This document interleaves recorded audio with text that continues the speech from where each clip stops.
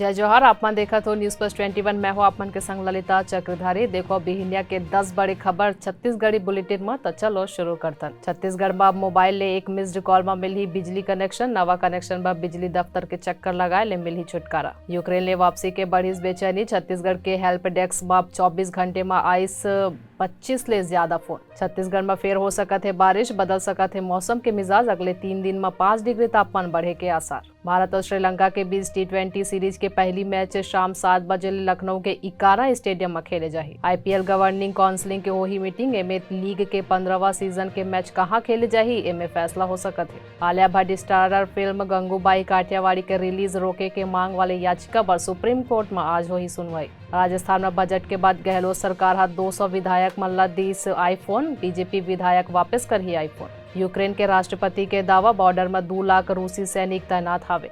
UP चुनाव 2022 पर आज अमेठी और प्रयागराज में रैली करही पीएम मोदी। कर्नाटक हिजाब विवाद पर हाईकोर्ट में आज घलो जारी रही सुनवाई। उडुपी कॉलेज के वकील हर रखी दलील। ऐसे ही तमाम जानकारी ले लगातार अपडेट रहे बर हमारे चैनल ला लाइक और सब्सक्राइब करना जन भूलू। नोटिफिकेशन पर बेल आइकन ला घलो दबाओ। देखत रहो न्यूज प्लस 21, आप मन के हक की बात।